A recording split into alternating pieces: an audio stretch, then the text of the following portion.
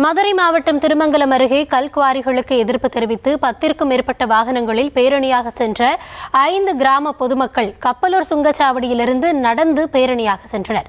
திருமங்கலம் கோட்டாட்சியர் அலுவலகத்தை சென்றடைந்த மக்கள் கண்டன கோஷங்களை எழுப்பி முற்றுகை போராட்டத்தில் ஈடுபட்டு வருகிறார்கள். கூடுதல் விவரங்களுக்காக செய்தியாளர் முனீஸ்வரன் இணைந்திருக்கிறார். வணக்கம் முனீஸ்வரன், என்ன நடக்கிறது? கூடுதல் விவரங்களை வழங்கலாம். வணக்கம்.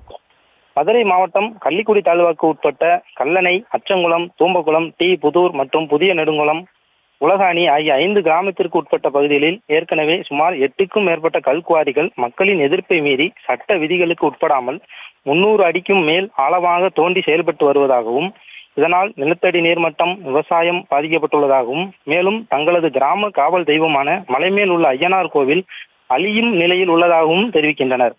கிராமங்களுக்கு வரக்கூடிய நீர்வழி பாதைகளையும் ஆக்கிரமித்து வைத்துள்ளதாகவும், மேலும் இந்த 5 கிராமங்களில் விவசாயம் மற்றும் சுற்றுச்சூழல் முற்றிலும் பாதிப்பு ஏற்பட்டுள்ளது. விவசாயிகள் மற்றும் பொதுமக்கள் குற்றச்சாட்டை முன்வைத்து போராடி வருகின்றனர்.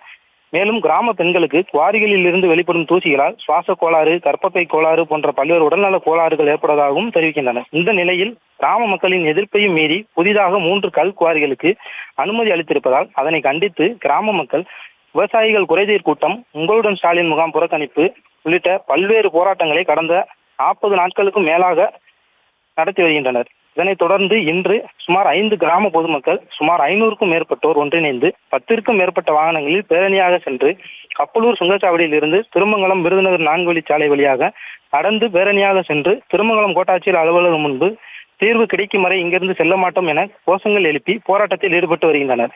இதனால் இப்பகுதியில் பரபரப்பாக காணப்படுகிறது.